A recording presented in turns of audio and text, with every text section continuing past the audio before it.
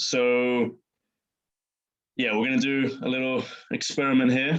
Shawn and I, or Shawn rather, is gonna run through the jhanas and in real time describe their active phenomenology. And yeah, this should be quite cool. We know of one video where this is done, but we're gonna add a little twist to it. And while Shawn is running through the jhanas and describing them, I'm gonna just be meditating on the side. Due to somewhat recent, very fortunate circumstances, I can't jhana anymore, but I can have cessations, which is considered like the 9th jhana. So Shawn is going to run, starting from the first, start in number 1. Yep. Running through to jhana number 8, and he's going to be describing live what those jhanas feel like, and I guess in the time frame that we have, and in order to keep yourself speaking, there's going to be light jhanas, not full absorption where you totally lose all sense of an outer world and body, and that your house is on fire and all this stuff. Yes, these are not going to be meditating in a cave for 6 months just to build up to like total obliteration of everything except the jhana. Yeah, so another time for those. Yeah, we'll do that in another video. But for this one, yeah, I guess kind of light jhanas, but enough to describe just kind of the gist of what they're like. And you'll see it will become actually quite difficult for, you'd agree, right? Become quite difficult for you, Shawn, to actually keep speaking, because not only the jhanas quite sensitive states, and you could come out of them or disturb them just by even speaking, is such a subtle movement like that, but also like when you get to 4th jhana and you've got such high equanimity, all your motivation to act and react in the world really drops off. Yeah, I haven't actually tried really to speak while in the jhanas, so this is going to be, I think you're right that at some point I'm probably going to have to actually go out of them to actually say anything about it. Yeah, just kind of we'll see how it goes. Sort of without totally dropping them, you just kind of like peek out, say a little bit, peek back in. But actually, I mean, this video is inspired by a Skype call that we had months ago where we were just talking about the jhanas, and Shawn was explaining the jhanas to me, and then I just started doing them, and then we kind of over the Skype call started like coaching ourselves through the jhanas, and then we'd have this kind of spontaneous jhana session. We were talking. I think we were talking up until, I don't know when we stopped. At some point, we obviously stopped talking to each other, and we're just sitting there both like jhanaing, and then just the dot moment of the call. Yeah, very cool. So okay, while Shawn is doing that, running through them, I'm gonna be just meditating, and we should see I have spontaneous cessations, which is when consciousness just blanks out, and I'm gonna count how many cessations I have while Shawn is going through the jhanas, and then when Shawn is done with the 8th, I will try to describe the secret 9th jhana, which is a cessation, and what the phenomenal characteristics of it are like. And something I've been doing recently is listening to binaural beats while I meditate, as a cool way to give like a very objective indicator of a cessation. So when you have a cessation, it's very clear to yourself subjectively, because of the ins and the outs, but listening to there's an objective measure here that you clearly like the song or the sound clearly skips some notes. It's quite a cool third person reference. And so I'm going to be popping in some binaural beats and just doing that. Right, I'm actually get a pen and so I can make little notes of how many I do. Should we go? Let's go off on the trip. Okay.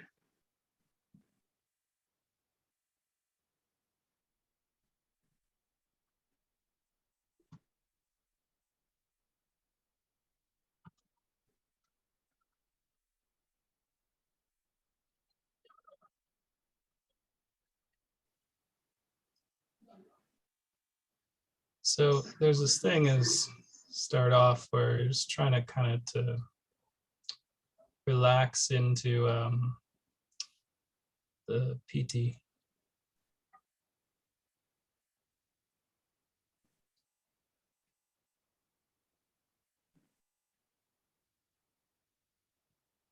Type of kind of tingly body sensation.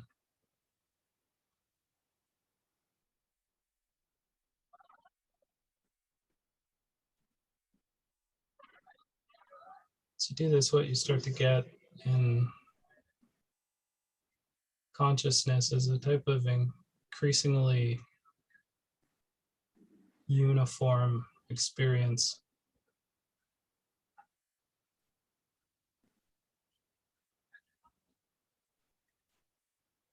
Kind of starts where you initially notice the PT and kind of like expands outward as you concentrate on it.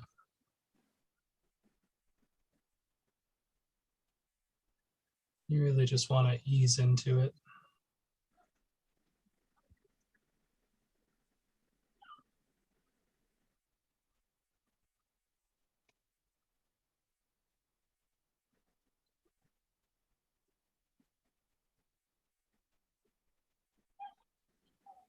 Let's do this. I get like a sort of combination at the moment of like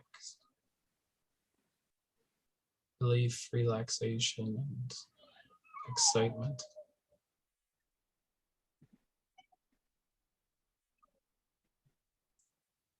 Very much dominantly sensations felt around the head,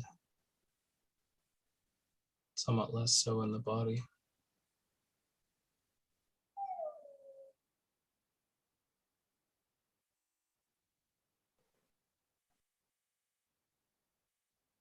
So there is a type of uniform sensory snow throughout.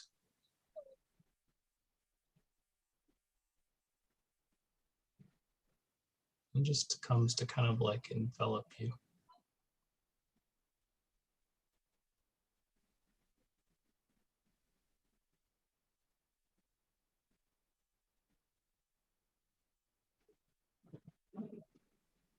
It's quite pleasurable. It's kind of like waves of a type of massage moving through your body.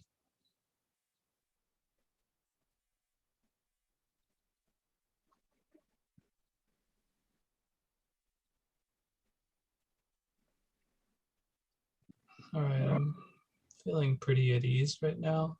I'm gonna move into the second jhana.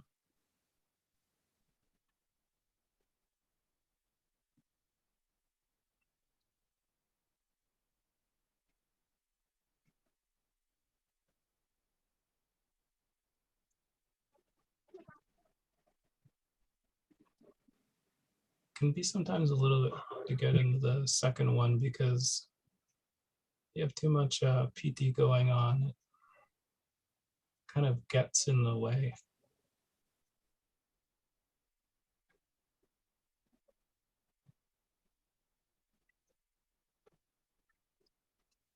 Second jhana is much more of a sense of warmth to it. It's smoother than the first. Feels bigger, like it encompasses more space somehow.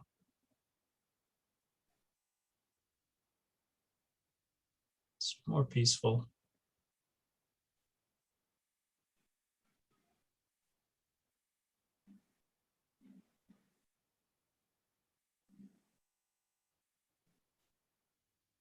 It's just general sense of warmth and well-being to it. It's a bit like metta in that way.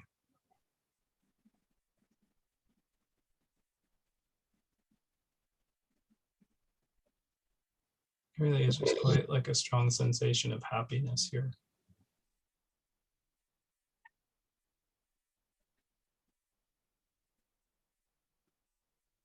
I actually feel that the sensations have like a bit less, I guess, bite, you could call it.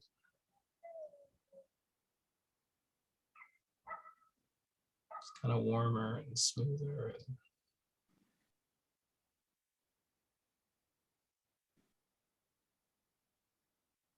more pleasant, calmer.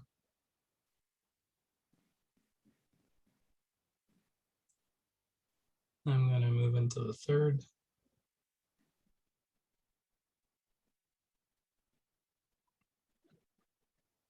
Maybe other ways of doing this, but how I do this is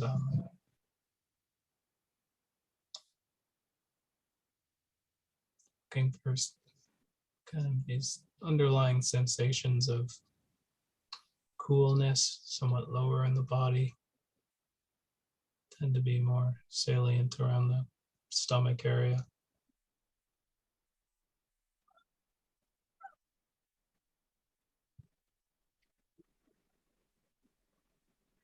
And everything here starts to feel kind of still smoother, got a certain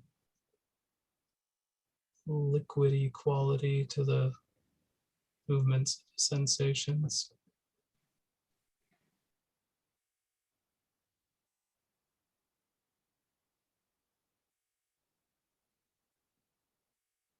It's very peaceful. You can also notice there's not much clarity in the center of attention right now. It's characteristic of also a third jhana of vipassana. And I'm going to move to the fourth.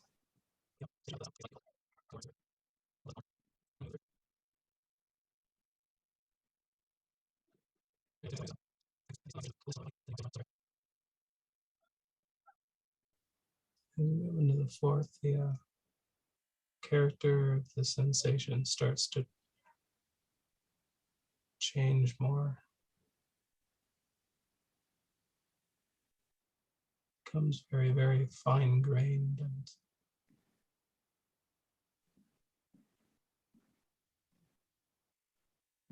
and softer.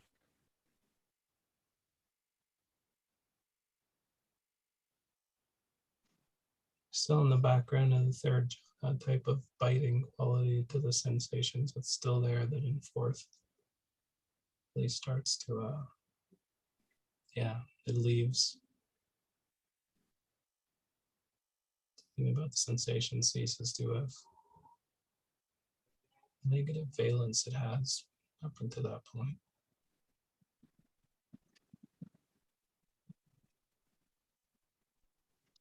At this point, I can really feel the sense of equanimity coming on.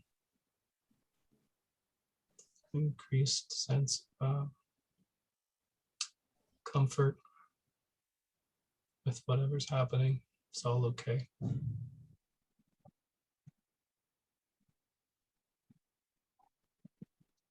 General sense of increased lucidity.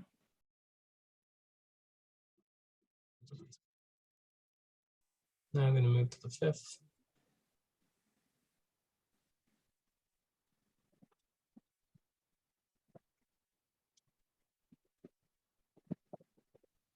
Starts to feel a lot lighter.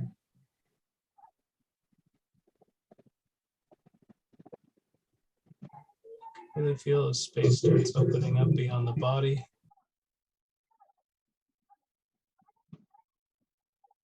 Stuff's quite smooth and refined.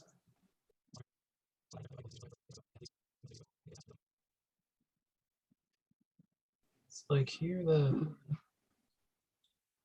sensations start to be increasingly kind of like tones. They don't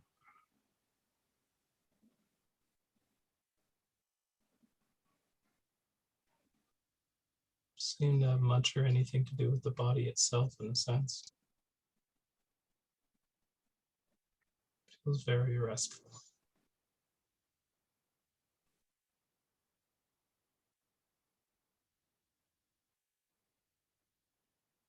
Now I'm going to move to 6.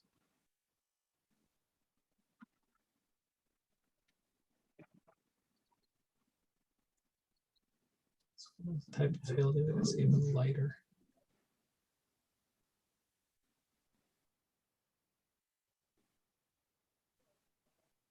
Over the feeling tone of the 5th one, the 6th one is even less bound by gravity.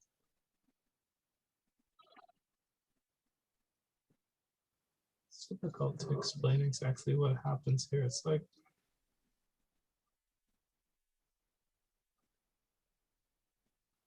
a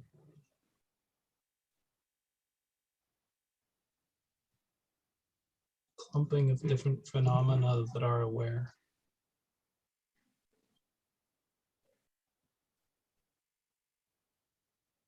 Almost like an alternation. Alternation, just a presenting of different aware phenomena.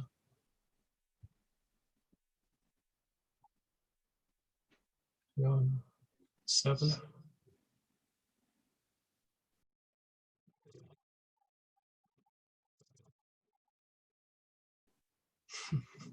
Yeah, it's like can't actually speak from that place. Requires, it's like it just requires way too much effort to speak, and you have to kind of like break it in order to actually say something. But it's like whereas 6 was very open, as was 5, 7 is, it's hard to explain, but it's literally like space collapses.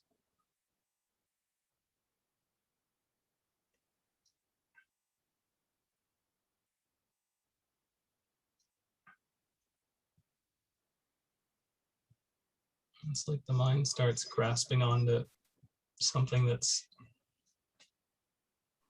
fully indescribable somehow. There's no,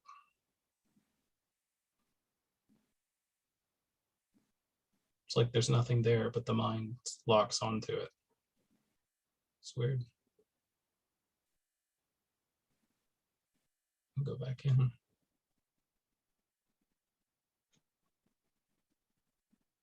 Yeah, it feels really tight.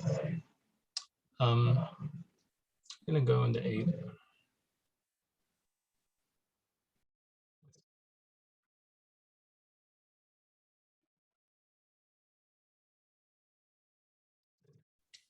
So I really feel an 8 like the subject-object boundary really starts, like it kind of just quite properly collapses. And there's not really a sense of what's here and what's there. It's just kind of all happening.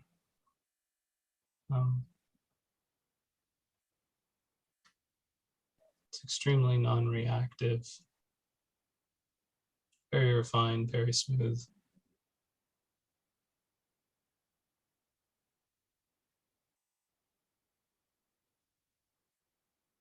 I'd say it's confusing in some sense, or at least there's not really any knowing happening from within it.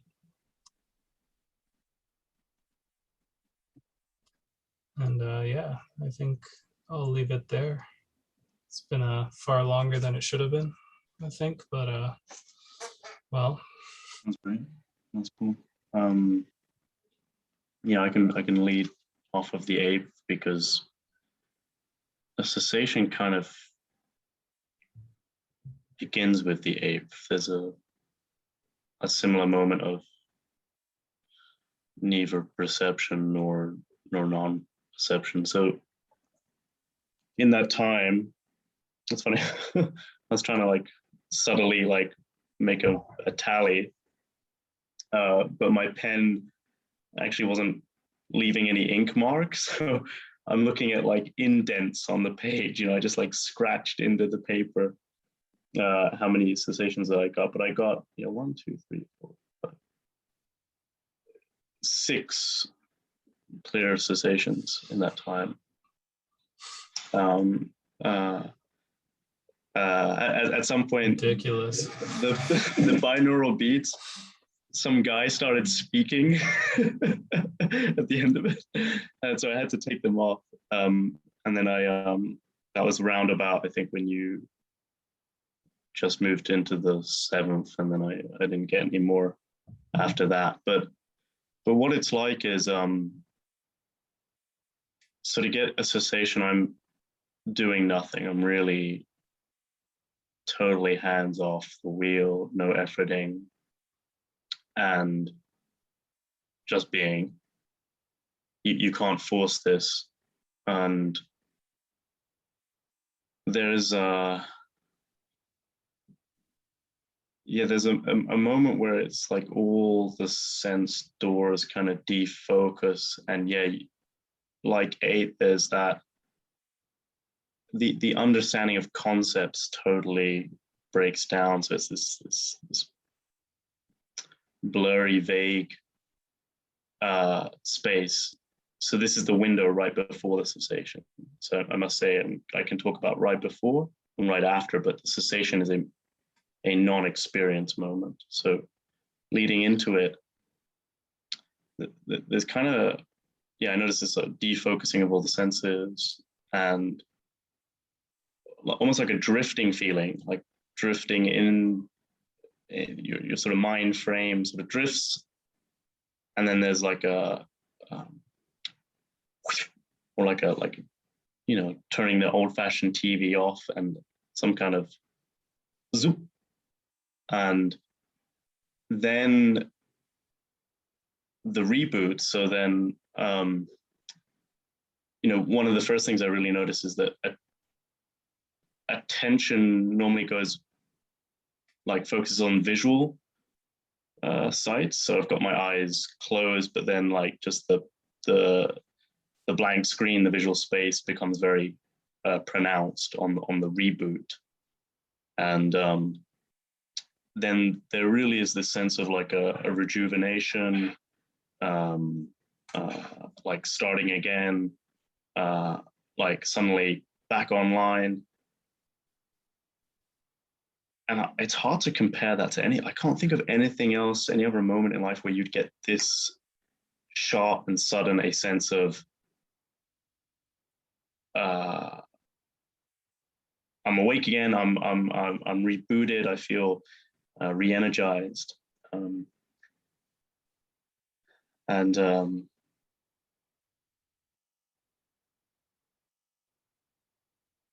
It's interesting because either side, it almost has, sort of ironically, when you start meditating, when you have maybe the closest thing I can compare it to, where you'd get this sudden shot, whoa, awake again, is when you first start meditating and you have these Zen lurches.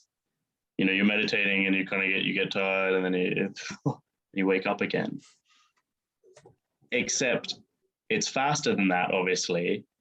And unlike with the Zen lurching, phenomenon, you're not tired on either side. It's not like you don't feel like you're drifting off to sleep. On either side of this, you're still very much awake. And I'm not sure what else I can say about it. Yeah, no, I like how you described that. There's something to me, I was going to say, it sounds kind of like the best nap you've ever had or something. Yeah, it's a really nice, refreshing quality. I mean, well, apparently, Naroda Samapati is even better than that, yeah. Which is kind of like a longer cessation. You know? So yeah, I mean, how long does a cessation last? I don't know. It's so in. I don't. I wouldn't know how to time it. I mean, it's really a millisecond. It's almost, yeah. I couldn't count how quick it is.